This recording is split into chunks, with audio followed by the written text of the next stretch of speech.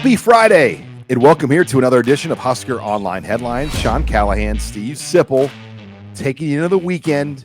And we got a lot to cover here. We heard from Troy Dannen, Nebraska's athletic director. We're going to get to that. But before we get to that, Husker Online Headlines is brought to you by StayHome.Care. If you're not familiar with StayHome.Care, they do many of the same things, maybe a nursing home or, services that they might be able to provide right in the comfort of your own home. And it can be for anyone, all ages, just somebody that needs assistance, companionship, day-to-day help. They can do laundry, cooking, cleaning, rides to places, whatever you need. They're there to make your life easier at StayHome.Care. Visit them at their website. That's StayHome.Care, not .com, and call them at 402-205-2233 if you have any questions. It's never too early to call. And again, our heart is with you because we put our heart into everything we do. Your home, our care. StayHome.Care. I also want to announce again, SIP, August 20th. Mark it down, Wednesday. Okay. We will be at Zipline Tap and Grill in Fallbrook for the Husker Online live preseason show. So that's going to be 8 days before kickoff. Yes, that'll be a big event. And for those who haven't been out to that venue, it's a really inviting patio. Huge patio. Yeah, and it's inviting. And the setup is great for us. We'll address the crowd. There'll be speakers, and it's fun. I mean, it's actually fun. Me, I'm not big on that personal appearance crap, but I enjoy that event. Your personal appearances are generally at Planet Fitness. Shout out to the young man who approached me yesterday and said, "I'm listening to you guys' show right now, and I'll be at Zipline." There you go. He said he'd be at Zipline wearing a Husker cap. He's going to kill me. I can't recall his first name. And I hope we get a lot of Flashback Friday and Mayhem Monday suggestions. That's been one thing I get in public now. A lot of people. Really? Because we need suggestions. Yeah, it was easy. I'm like, God, it's because the ones we've done have been so good that you don't want to throw out a dud. Complimented ourselves. Probably want to avoid that a little bit, but yeah, they have been. They've been fun. Flashback Friday, just some random 2022 Rutgers. That was the game where Casey Thompson got hit. Nearly got killed. And they won. Yeah. Nearly. You wondered if he was going to emerge with all limbs. Remember the sack where he got hit? You seldom see this, by the way, where he got hit on three sides, front and both sides. He got hit. And then remember, he came out of the locker room late. He was one of the last ones out of the locker room for the second half. And we were thinking, I don't know if he's coming out. Yeah, I remember Amy Just, our colleague from the Journal Star, she's just like, they're going to get him killed. Right. I mean, it was like, we were in the press box at halftime. Everyone was just like, whoa. And that, of course, is the infamous time when you left the lights on of the truck. No, I left it running, not the lights. Oh, yeah. You left the truck running for 5 hours. The whole game. 6 hours. And it was still on. And it was fine. Remember what I told you? Just don't turn it off. Go. We pull up to the parking lot. After we parked by Bo Schembechler's son. I think that's what distracted you. Well, I get it. And he came up and immediately to you. Yeah. And started talking to him. And he introduced himself to you. Then he got a job at Michigan. It lasted for about a day. You could research why it ended quickly for Shimmy Schembechler. He went by Shimmy. Oh, great. Okay, so then then what? See, he introduced himself to you and he gave you his card. Because he was really interested in On3 and the NIL numbers. And so he just jumped you. He worked for the Raiders. He distracted you is what happened. I left the car on for 6 hours. Longer than maybe 6 hours. It was just this white truck that was sitting in this open field. Nissan Titan, and you would say Teton. Yeah, Nissan Teton. Sitting alone in this big, expansive green area with nothing around. I was like, Sean, is that our truck? Because the lights are on. Oh, it's running. Well, it was not only the Schembechler encounter, the really hospitable workers from the great state of New Jersey that were directing cars in the parking lot. I mean, they were yelling and screaming, and oh God, there was a lot going on there now. All right, well, let's get into the show there, Coach. Okay, Coach. Headline number one. So we heard from Troy Dannen here on Friday for almost an hour. AD Troy Dannen updates the Memorial Stadium project, and the update in terms of where they're at behind the scenes everything remains status quo. I think the big thing still remains, though, it's unknown when they're going to come forward with kind of the more public details of the announcement. And a lot of this, SIP, as you know, has to do with kind of the political climate of the current budget situation with the university, just with raising tuition. And I just read today that Dr. Gold, the university, is offering professors like the ability to get like a severance if they can announce they're going to retire now and basically get the next year, and then the next year they'd make 70% as like a severance of their current. So I mean, so there's a lot of things going on with the money at the university level that if you announce, let's just call it a $650 million stadium project, I'm just guessing a number, at today, it probably would be that. It'd be, I think there's a lot of political things that need to get ironed out before they kind of make the big announcement. Right. So what you're talking about here in terms of the price tag is, remember in October of 2023, we were in this room, I believe, when it was the initial project was announced, and it was announced at $450 million. And that was a bare bones number because there were a lot of like missing parts to that quote. So your 600 to 650 million projection is, yeah, I mean, I think that's in the ballpark, or it's at least a reasonable projection. Dannen, I want to back up a little bit. Dannen, you said spoke for almost an hour. People are going to be, well, where's all the news? Well, it was kind of an interesting session in that there was a ton of valuable information. I mean, a ton that we wrote some of it today, but there's going to be more we're going to have to write. But it wasn't, okay, there was a ton of information, but there wasn't a lot of news. This was probably the stadium update. Wouldn't you say this was the news, and some kind of volleyball update on the arena? But yeah, very in the weeds type stuff, but very in the weeds, all very valuable. Like there's 17,633 donors now. That's the highest it's ever been. Okay. Tyler Kai and that group, they led, Derek Freeman, the Brendan Stye, they raised $70 million in donations, which is a university record. So that was athletic department record. The one that got my attention too were the sports attendance numbers. We know are well attended.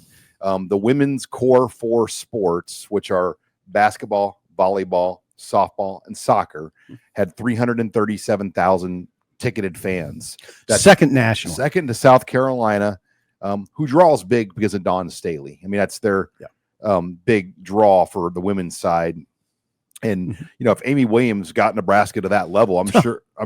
they won a natty.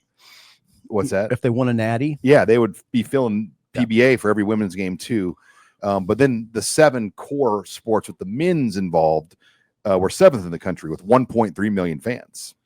That was interesting. Second to Ohio State. So they were ahead of Michigan. They were ahead of Penn State. The other thing, I don't know, there was a lot. So I don't expect you to, I don't think everything that's interesting to you is not interesting to me and vice versa. But that special events division topic is really interesting to me. He says Dannen, we have to start thinking entrepreneurially. He literally said, we have to start thinking like a convention and visitors bureau, that they have to pursue events for their venues like a convention and visitors bureau. Well, I'll throw one out there, like the Savannah Bananas. Right. I mean, 100. They're going to probably try to get them here. But it's not, he did say, Sean, nothing this fall. And there was some speculation that there was going to be a concert this fall. Yeah. So that must have been kind of pumped the brakes on that. Right. So because that was had heard that we, in our, I have to make a prediction every week. And I made a prediction that Nebraska would host a concert this year. That's going to wait. Yeah. It's going to, but a lot of people thought that was happening, right? That they did. There was some buzz. Oh yeah. On the bye weekend. Yeah. There was some buzz about that for sure. This year, you can almost guarantee that in 2026, next fall, there's going to be events, and probably summer, right?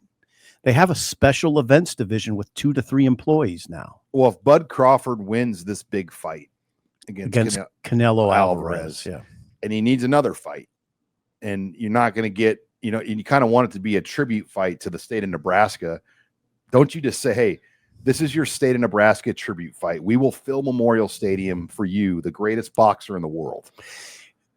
Conceptually, it sounds beautiful. You just got to. Visually, it'd be hard to see. Well, what I'm talking about is getting an opponent in here. I'd also, and I've said, I will tell you this: if I was the manager of an opponent, I would say you're going to have to knock him out because you're not going to get a decision. You understand?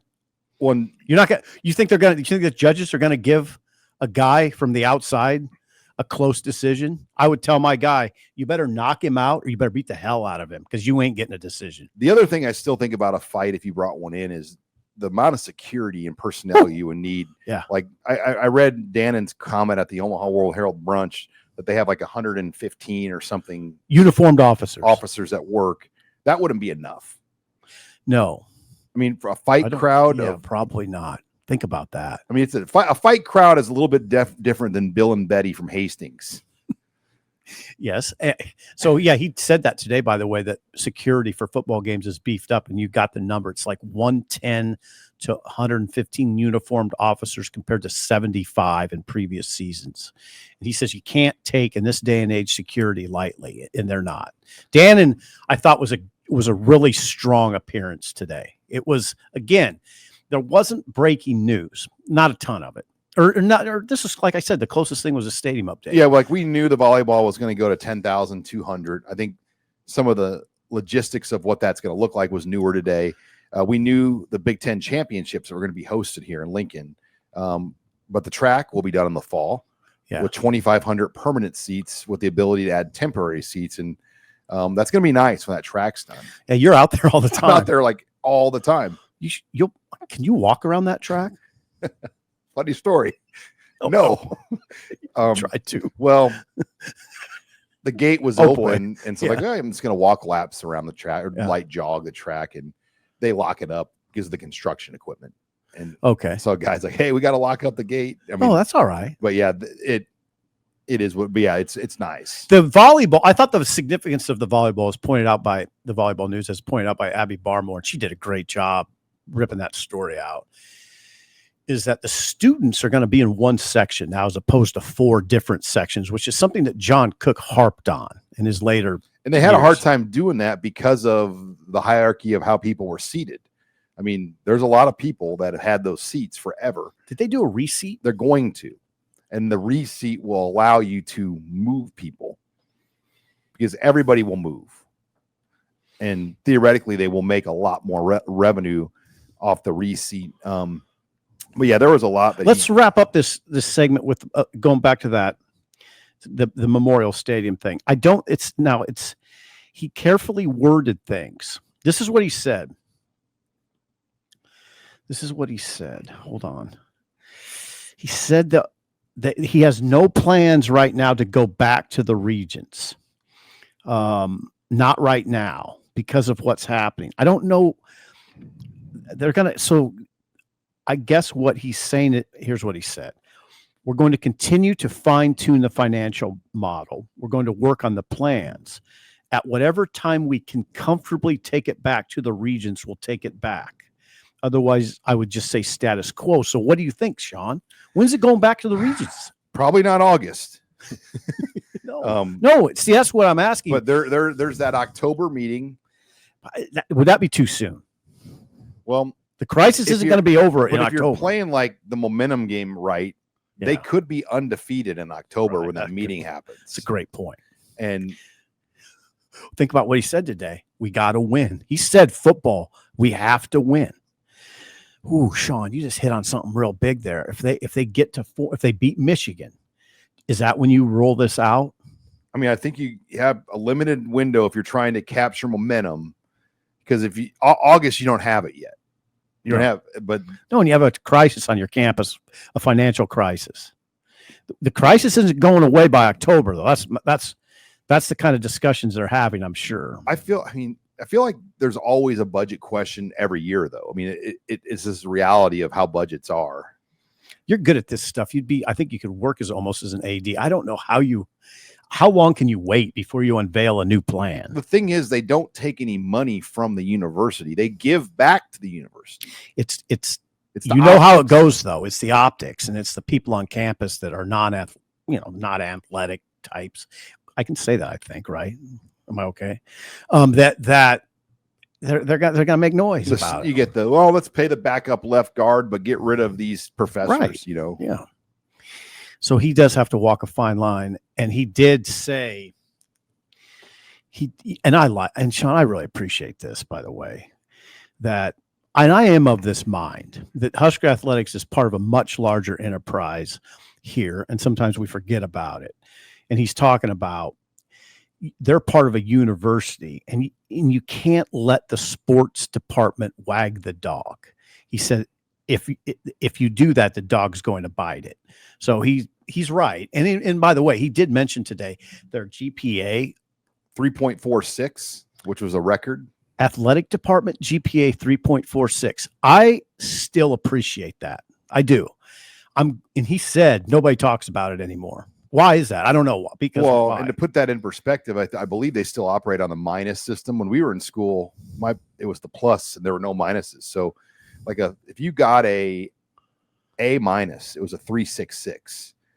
A B plus was a 3.33. So that's above a B plus average across the board. Across the athletic department. Their overall GPA would be between a B plus to A minus range for the whole department. I think that's meaningful. I do. I'm glad he updated it. I'm glad he told us. And again, he said it. He said nobody talks about it anymore, but he didn't. And I should have asked him, Babe in the Woods style, why does nobody talk about it anymore? A lot of it too with grades, though, you just don't, it doesn't come up as an issue anymore. Recruits all qualify now because the ACT is not necessary anymore to have. You can get in with a GPA, and school counselors can and teachers at high schools can help a student make sure they're on task to get what they need done. And so it's not a story. It used to be a big story where you'd really check in on, did someone Maurice Purified? Did he late off? Yeah, that. And they'd show up 10 days into camp because of some grade that came through at the last minute. Remember, it used to happen almost every August, right? And we'd come over and ask the coach, how'd they do in their first day? And they're like, well, they haven't been with us all summer. Right. Never have that. How about Dannen, though? I mean, he is an authoritative leader. Oh, God. The way he could just command that mic and, he's very good on his toes, but have all that stuff. I mean, we've never had an AD that I can recall go through that kind of data in that manner. No, and you're right, though. So there's that element. He's very detailed, but you do get that alpha sense too. Oh, yeah. I mean, he's the man in charge. He reminds me of a version of Barry Alvarez. Yeah. Yeah. I mean, he kind of does. He keeps his eye, and you could tell he reads a lot, studies a lot of things out there. But okay, let's take it to headline 2. Again, we're brought to you by StayHome.Care. Call them at 402-205-2233. Learn more about them, what they can do for you and your family. Also brought to you by Billings Group, a trio of financial advisors made up of Lance and his 2 sons-in-law, Josh and Nate. They're based out of Salina, which I'll be driving through Salina SIP on Saturday. Yeah, you're going to Wichita. Going to Wichita for the big Wichita for Nebraska, Kansas for Nebraska picnic. Annual Picnic. We've kind of rotated that event over the years, but I'll drive right through Salina, right by the proud folks of Billings. Yep. And they help you make smart, confident decisions about your money. From your first real paycheck to your final retirement party. Billings Group is here to walk you through the highs and the lows. Billings Group, financial advisors by your side for life's journey. Visit them at billingsgroup.com. Security is offered by registered representatives through Client Private Services. Member FINRA SIPC. Advisory services offered by investment advisory representatives through RFG Advisory, a registered investment advisor. RFG Advisory, Billings Group, and private client services are unaffiliated entities. Like a smooth bourbon. It's like making my wife's Starbucks order. Oh, okay. What's next? You ever go to Starbucks and see some of the, oh, yeah. Yeah. I have to make runs. And you have to I have to have it written down. It's like you have to do 4 or 5 altercations to the standard drink. And yeah. You're that way though too. You're like coffee with Splendas. No, all I get is 5 Splendas. Black coffee with 5 Splendas. Now, sometimes you'll get a kid who doesn't know what Splendas are. And he'll be like, I'm sorry? Sugar? Don't get me started. All right, go ahead. Let's take it to headline 2. Stick on Troy Dannen. Dannen publicly spoke about in the new NIL world for the first time, and he is definitely like, hey, we're in a really good spot. I think there's definitely a lot of panicking going on nationally because of just not knowing some of the things. But he goes, we're just 6 weeks into this new world. Yeah. And he feels like it's better. He feels like Nebraska is in a better position long term because there is only so much money. Like schools that are spending all this money, like it can't go on like this forever. Like no, there's two conversations there, and I'm going to hit the second one you referred to. So what he's talking about is the house settlement is what you say 6 weeks old. 6 week July 1st. Yep. Okay, so that's one conversation, and he said he was adamant about this, that you can't just condemn it 6 weeks in, right? He said it's going to take everybody working to try to make it work and getting behind it and not judging it right out of the gate, because that won't work. But he said it's a really, I mean, again, he talked for 50 minutes, so forgive me if I'm not paraphrasing him completely accurately. He said it's just not the nature of people to give something time. They just want to redo it already. He said, just let it go. Let it work. Let it play itself out. He said he likes the settlement, the structure. Now, somebody, a cynic, might say, well, of course you like it. You got all the means, but he probably likes it for other reasons. Yeah, like if you're Jamie Pollard right now or somebody, right? It's a little bit different conversation. Or Stanford, which is making huge cuts in their athletic department. Yeah, there's definitely schools that can afford this and ones that can't. Right. So back then there's that part of the conversation where he he feels Nebraska is very fortunate, but by the same token, he also is emphasizing this new revenue streams that they have to come up with, being like a convention and visitors bureau. So there's certain realities to this that he would have never anticipated as a young AD. Now he's in this new strange world. The other thing that he said, Sean, and we talked about this off air, it might have been the most poignant thing he said. When you judge coaches now, what did he say? When you judge coaches, the money. He talked about return on investment. Okay. So one thing he's talking about is what? If you're paying a player $900,000 and that player washes out and doesn't work, that's a problem. ROI, right. That's the AD saying something that we've wondered about openly, but that's it now. Well, and we saw this offseason more than ever before. Nebraska delved into a higher level of NIL spending in the portal. Dane Key, Isaiah Hunter, Rocco, Pritchett, Dasan McCullough, Marquise Watson, Trent. I mean, those were premium shelf guys.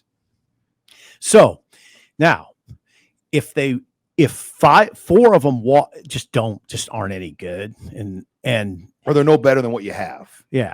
So here's my question. Winery would be in that camp too. Winery too. So my question to you: who is the AD going to? Is he going to the head coach, or is he going to the general manager, or who is he putting more weight on? Are you putting more weight on the GM on that? In that situation? Well, in this situation, Pat Stewart wasn't around yet. Yeah, that's true. I mean, good point. You had Sean Patton, and I'd love to know what the thoughts were on how they spent on that group. Mm-hmm.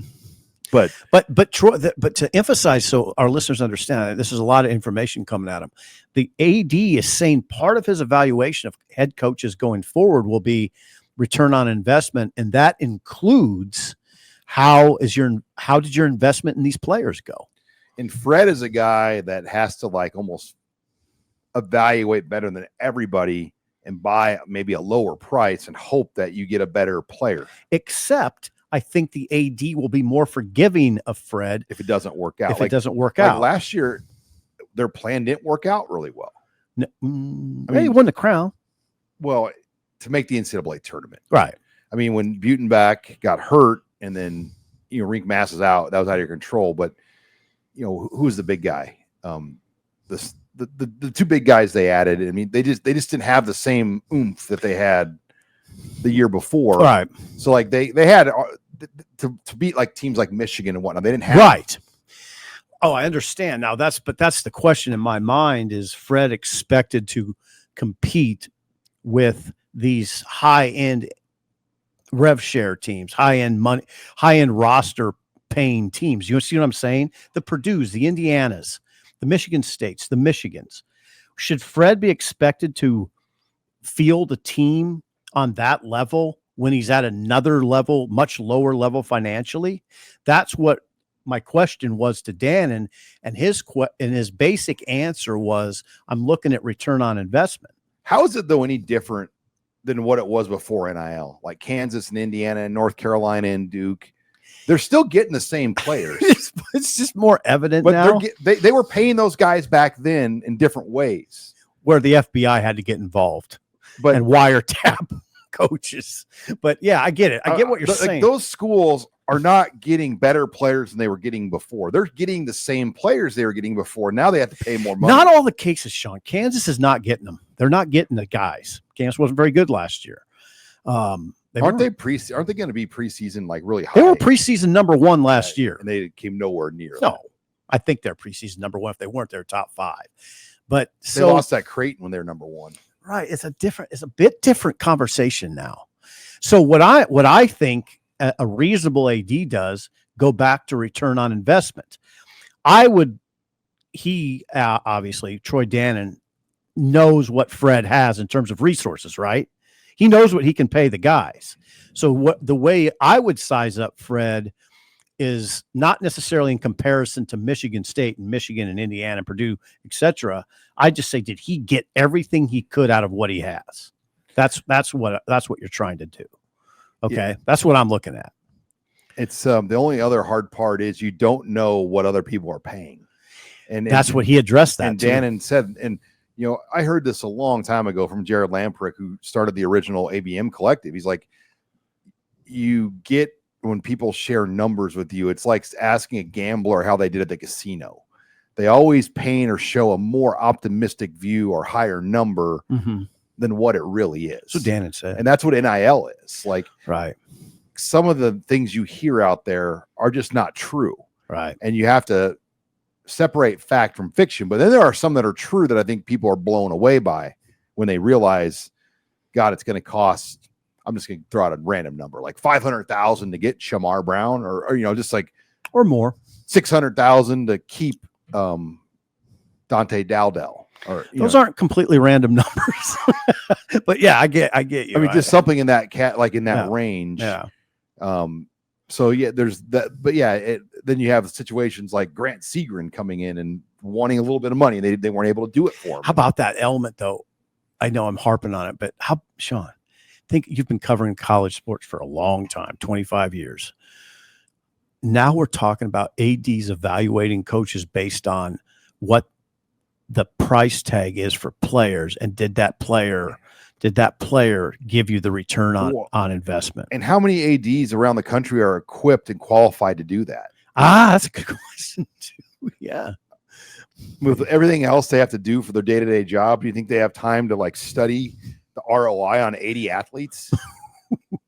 I don't know. That's a good point.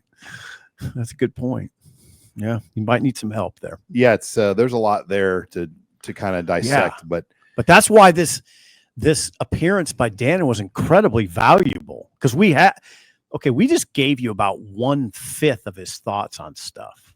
There's a lot. So I would encourage people to go to HuskerOnline and watch that video. It's a lot. YouTube channel. All right. Well, again, we're brought to you here by StayHome.Care as we take it to headline 3. Check them out. Learn more about what they can do for you, your family, your loved ones at 402-205-2233. That's StayHome.Care. We're also brought to you by Ridge, and we've talked all about Ridge here over the last year and just the great products they offer. Traveling, or just your wallet in general, not even when you're traveling, can get out of control. I mean, everyone's got multiple credit cards and different cards they like to carry and whatnot. It's kind of hard to organize that. Well, Ridge does that for you. They've created a wallet that can fit up to 12 cards, credit card size cards, stacked up. It can go in your front pocket. It comes with a cash strap, hundreds of different selections of colors and styles, including your favorite teams. And if you don't want that, they also have more traditional wallets as well at Ridge. Check them out. We've got a great deal with HuskerOnline with Ridge. Just simply visit the website ridge.com/Husker, and we're going to give you 10% off your order of Ridge. Again, that's ridge.com/Husker, and you'll receive 10% off your order of Ridge. Thanks to Ridge for sponsoring us here on Husker Online Headlines. Okay, headline 3. Let's get back to football now. Nebraska 11 practices in. Saturday will be their 12th and probably their biggest practice yet. Nebraska expected to scrimmage on Saturday, and Glenn Thomas confirmed that. Yeah. And you only get about 2 of these in August. So ideally this Saturday and probably next Saturday are the 2 biggest practices of the year. Oh yeah. I don't even know where to start. I mean, I'll start here. There was a time when we would go over and watch 160 play scrimmages. They kept stats at them. Osborne era, Solich era. Callahan to Callahan for a couple. Yeah. Riley had open practices. Yeah. So where I would ask you this is what would you be looking at the closest? There seems to be an obvious answer. Well, besides the obvious like positional groups and depth chart stuff, I mean that's what you're always going to look at first. But the tackle play on the offensive line and what those guys look like. I mean, and then the defensive line in general. I'm just looking at the trenches, how the D line holds up. Right. I'm just looking. I'm just, and it's hard to do this. It's hard to train your eye on the trenches and not follow the ball. But you're just trying to size up what it looks like offensive line versus defensive line. Is it a mismatch? Is the defensive line winning, or is the offensive line winning consistently? That's where I'm looking first. But yes, the tackle battles we've talked about a lot. Elijah Pritchett, left tackle, and Gunner, left tackle. Gatula. That's a battle. Teddy Prohaska. How's Teddy look on the right side battling Tyler Kanak? What's that look like? Tyler Pritchett or Elijah Pritchett. Yeah, I said Elijah Pritchett and Gunnar Gatula. And yeah, those guys. I mean, and then that interior. I mean, we expect that to be pretty solid. Yeah. So Rocco Spindler on the right guard, Justin Evans at center, and Lutovsky. Yeah, Henry Lutovsky. Yeah, I think the middle of the line is. I keep saying I think it's a nasty 3 guys. I mean, those guys are all pretty tough. Well, they're not pretty tough. They're really tough. That's the strength of your line, in my opinion. And, the reports from Dylan even today and in this week have been outstanding. I mean, I'm no one's really worried about Dylan's progression. I think he's had a good camp thus far. Oh, yeah. I mean, Dylan's about the last thing I worry about. Although I'll tell you today, I was reading Robbins' Nuggets, and he said something, Glenn Thomas said something about Dylan that I get where he's coming from. He said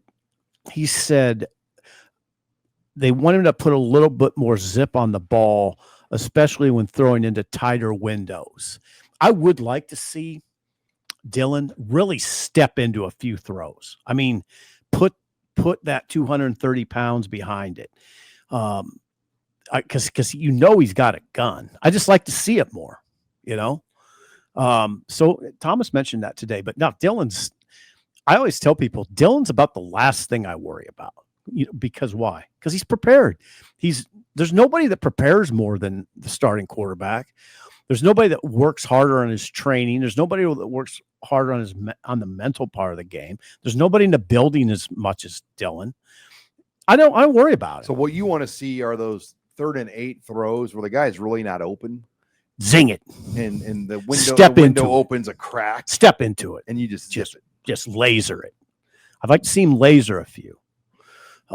You can do that. You don't want to do it all the time, but you can. There's times that I just like to see him step in and throw what I'd like a Shohei Ohtani 101-mile-an-hour fastball. Not everybody has that gift.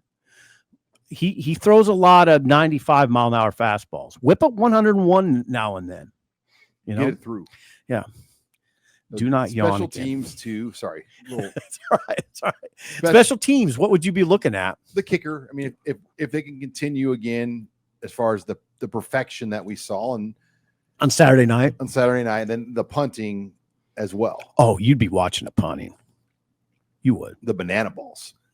You're an Archie Wilson guy.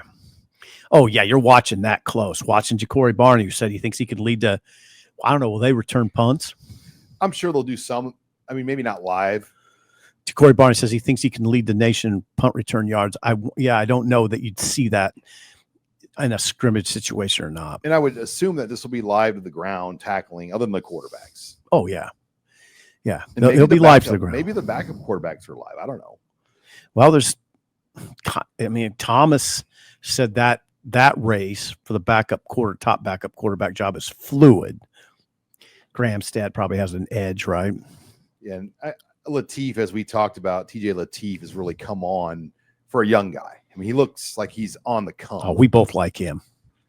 So Saturday scrimmage, we'll hear from Matt Rule, get more of an injury update too. There's definitely some this is every year at this time of year. There's going to be, you got to separate the bumps and bruises versus the Mac Markway injuries.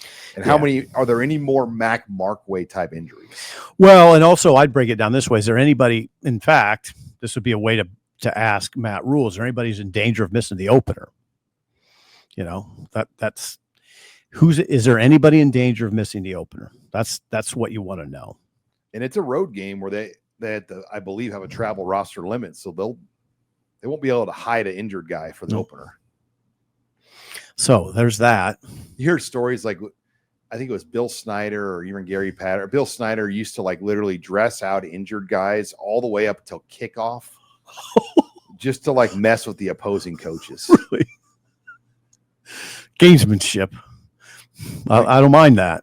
I don't mind it. There was a quarterback who had a season-ending injury, and they dressed him out all the way up until kickoff of the game once. I think sometimes I underestimate how paranoid coaches can be. Snyder was one of them. Oh God, yes.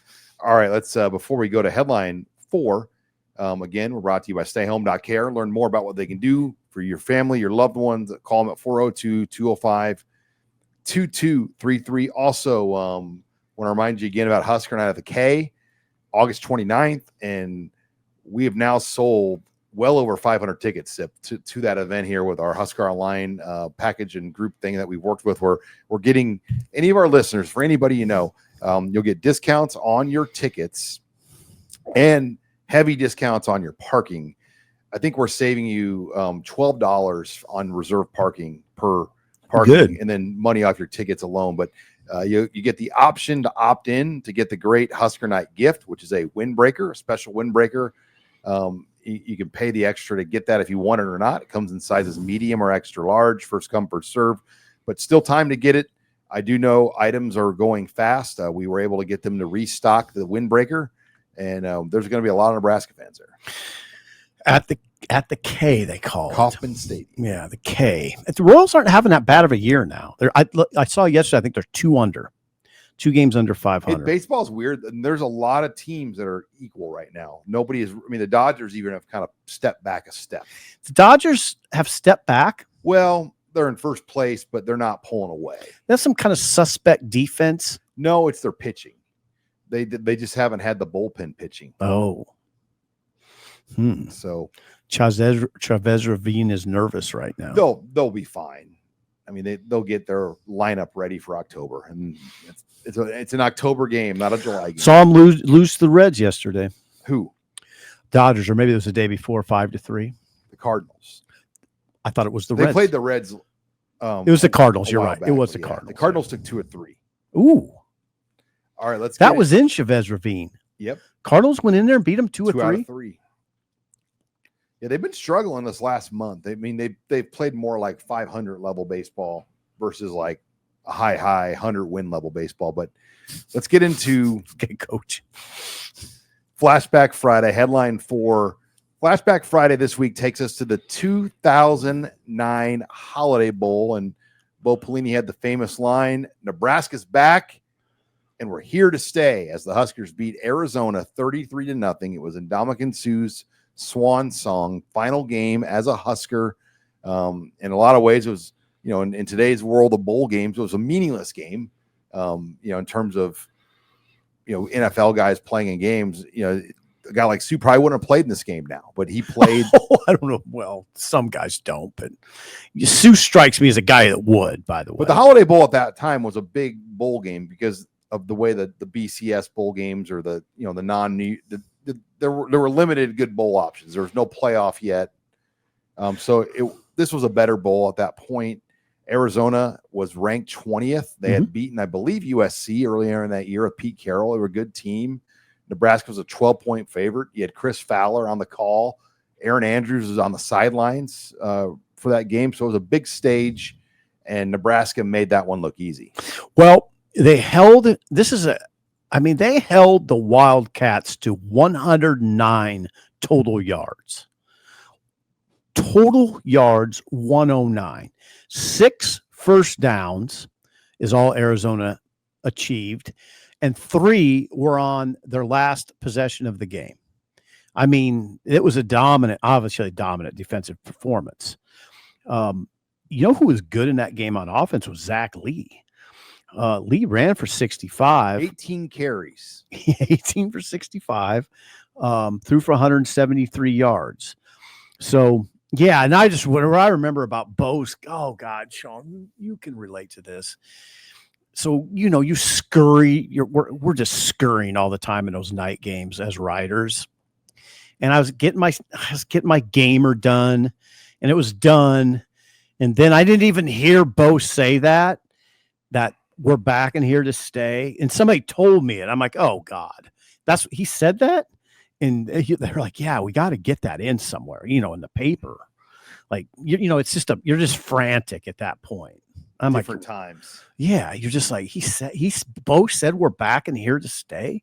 He said, yeah, he just said, he announced it. Was one of those kind of like pep rally moments. Yeah. It wasn't like an interview. No, I mean, no, it was on the field. I should have heard it. It was it was his address. Do you remember though? It was raining, and in the press box, they gave you white towels, like just to wipe off your. Oh, it was open air press box. Yeah. So I moved up to the top, and again was in frantic mode, as you know how I am. They don't play in that stadium anymore. No. And I will say, the multiple times I've covered Holiday Bowls, I was underwhelmed by that stadium. It was very, very out of date. You won't miss it. No. Nor will I. I mean, I won't. If they ever go back, which I think they could. I think the Holiday Bowl is going to be back in the picture. You're the AD. I think, so the contracts right now are still being honored. So the former Pac-12 schools are allowed to still go to the old bowls that they're tied to. So technically Nebraska is not eligible, to my knowledge, to go to like the Alamo Bowl or the Holiday Bowl. But my God, you would think those bowls would love to have Nebraska. Yeah. Well, back then it was gigantic, and that was then what happened. I mean, Nebraska, what happened in 2010? Found out they're going to the Big Ten, right? And then they got back to the Holiday Bowl and played Washington for a second time in the season. And Bo was uninterested as I've ever seen him in a game. Well, it was Steve Sarkisian too. I mean, good coach on the other sideline. Yeah, they were good. And Nebraska played flat, and I'm not always very critical of Bo, but I'd hang it on him. I mean, their head coach was flat.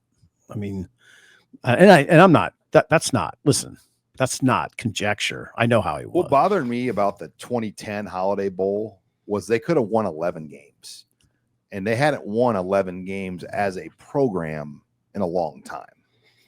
Good point. And Bo was always stuck at 9 and 10, and he lost 4 games every year, which is good. They're good seasons, but to get to 11 would have been a great accomplishment. 11 wins. Oh yeah. They were 10-3, and they ended up finishing the year 10-4. Better times. All right. Well, let's before we get into headline 5 odds and ends, again, we're brought to you by StayHome.Care. Call them to learn more about what they can do for you, your family, your loved ones. They just make your life easier. If you can't always be there for somebody, they're there for you. And it could be giving a ride, cooking, cleaning, just providing companionship. Whatever the duty, they can make it there to help you.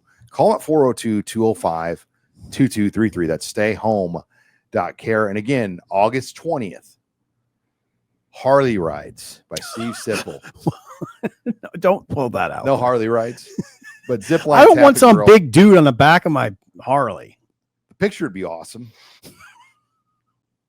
We're going to zip line. Zip line August 20th, 6 o'clock live show, preseason prizes, giveaways, fun food. And we don't know all the details yet, but I would hope that we're going to see zip line in the stadium when the beers release officially. So does Airmark determine that? Yeah, I mean, there's a bidding and a process, and I don't know what's public or what's not, but I would optimistically like to hope we'll see zip line in the stadium. So we'll hopefully get word on that too by August 20th. But finally, odds and ends. I want to go back to Dannen. Friday Night Football, and something I asked him was, what is the roadmap? Because the Big Ten actually cut down the number of Friday night games this year. Mm-hmm. I think there's only 4, and it was 11 or 12 the year before. Yeah. So there's less Friday night games. So does that mean Nebraska's going to play in fewer? No. I mean, the way it's laid out is when Iowa comes here on a Friday, Nebraska is always in play to play a road Friday game. Okay. Now, the years where we play Iowa on the road on a Friday, the Memorial Stadium is in play to host potentially a Friday night game. And Dannen expects from now until 2032 that Nebraska will have at least 2 more Friday night home games. 2032, up to 2032. So the years in play would be 26, 28, 30, and 32. So 2 years out of an 8-year window. We're looking at home games on Friday. Okay. As a college football consumer, I'm disappointed that the Big Ten's cut down that Friday night schedule. I like Friday night games as a consumer. I do. I know that I could get some pushback on that. Fine. I just think Friday night, it's a good time to watch college football. A lot of times your week is wound down, and it's just a great window. I don't get into the high school argument as much as I used to, because I just don't feel like high school football hits the same as it used to, because kids don't play for their neighborhood teams anymore. The players drive all around their cities they live in. It doesn't have the same feel to me like it used to. Very astute observation, Sean. It's probably part of the reason I feel that way. But plus, it's more about, for me, it's more about, I just like that window. So I'm disappointed kind of that they're not going to have it. Now, I asked him, because the Colorado AD has expressed some level of interest about playing Nebraska every year, which I love that. I just love it. I wish to God in my career that Nebraska played Colorado every season. Now, Dannen said he's not even looking at it because they're full up non-conference wise till 2032. And they need to kind of learn what's going to happen with the playoff. That and the stadium. So he's not even really entertaining the notion. He was ready. Hey, by the way, ready for the question. He was ready for that question. He listens to our show. He must have, because he had 3 talking points. He was ready to roll. So I appreciate that. But it's not going to happen is the answer. Well, and I mean, scheduling soft in the non-con, Michigan and Ohio State have proven you can win the national championship. Do you regard Colorado as scheduling soft? No, I'm saying not scheduling those kinds of games. Oh, yeah. Like Indiana, Michigan, Penn State, all these teams. Soft. Ohio State, those 4 programs. Soft. Guess where they've been playing the last couple of years? The playoffs. Look at Michigan. When they won the national title, look at what they played in the non-conference. Real soft. It was like UConn. It was ridiculous. So, yeah, you're right. You're right. And that's what he's got to think about. And I've made the argument, when you play 9 league games and you've added these new West Coast teams, those almost feel like non-conference games. Yep. Because they really weren't a part of your regular diet. Boy, it's a hot button topic, though, because there are people that get hot. Like, they want Tennessee. They want Tennessee on the schedule. But at the expense of playing 10 Power 4 games when SEC teams are only playing 8 or 9? That's the debate. And then you're comparing your season's record to their season's records, and it doesn't feel as good. So, yeah, I think there's a lot that goes into the scheduling discussion that they need more answers. Injury things, we'll learn more. Again, I think we hit on this. There's going to be some bumps and bruises that come out every August. there's some smoke out there about Sierra Wright being out of practice this week. See, that's the one I'd wonder. That's a good example of one I'd wonder. Is there any danger of missing the Cincy game? I don't think I would guess no. You've heard rumblings about Bly Hill, and that one might be more significant. He's a little further down the depth chart. Well, Sierra Wright's a starter. Bly Hill, I don't think Bly Hill, I would even consider him a backup right now. It is curious to me, though. A top backup. Mac Markway, Bly Hill, Demetrius Bell. What do they all have in common? They got knee injuries a year ago. And it is kind of crazy that all three could be out again. Yep. Yeah. I mean, I don't know what to make of that. Yeah, I don't know either. I don't know what to make. Maybe nothing. It's but notable. Though, yeah, it's definitely notable. Injuries are not easy to come back from. There's a lot that could potentially go into that discussion, but maybe they're all unrelated. Maybe there's things that would make them unrelated. How about the support again Dannen threw out to the Peds? Yeah. And in the history of Nebraska football, there's never been a booster that's received recognition until the Peds. That's not. I mean, there was at the football level. Cook, the Cook Pavilion, that Cook from Dallas. I can't say his Cook. Dan Cook was a big one. I'm talking about, I guess, what they've given the team and the players. Right. But all I'm saying, Sean, is Dan Cook was very public. I mean, he was a guy I would go to all the time for comments when Coach on the hot seat. What happened to those? Better call Dan Cook. What happened to the Cook family? I mean, he was aged. Are they? Is the families? I don't know about the family. That's a very good question. For all I know, for all you know, they are still heavily involved. I don't know that. I don't know. Hawks is big. But Howard Hawks. Is Hawks nearly Pede stature? I would think now what the Peds have done with the NIL, pretty significant. Yeah, I'd say the Peds passed.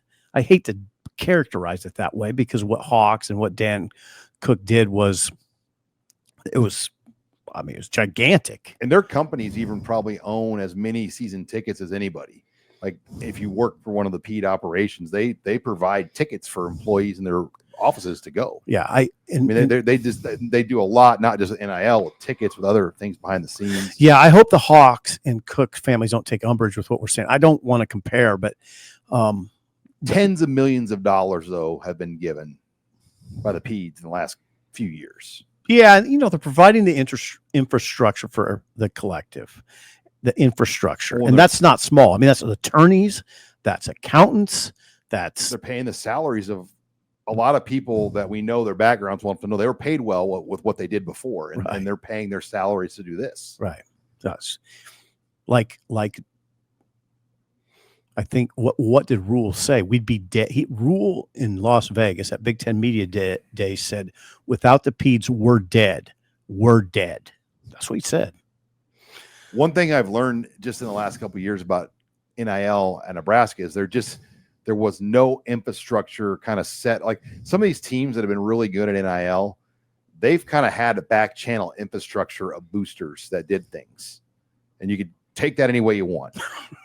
Okay. But Nebraska never had that. And I've got this from people on the Frost staff and now and ever. I mean, there was no behind the scenes infrastructure like you would see in the SEC. It was official. It was very official. Yeah, Nebraska was by the book, all the way. Yep. And you've talked to previous coaches and other sports about that too. I mean, it just didn't go on. No, it was by there was no flying off radar. No. And you know what? The Pede family, they wouldn't have it any other way. No. That's the way they operate. But so to get the people you need to go with the Peds, I think that's the challenge, because there's a lot of people that do well, but do they do well enough to give millions of dollars annually? Right. You just got to find. I mean, it's a billionaire discussion. I mean, the more billionaires you have in your fan base, the better. Billionaires. There's not that many of those walking around. That was notable. There have been 39 deals Nebraska has sent to the clearinghouse. 29 have been approved. 15, there has been no decision. They've had no deals rejected. The value of those deals is anywhere between $600,000 to $40,000. So it kind of tells you this thought that you can use the real NIL to kind of like supplement your rev share.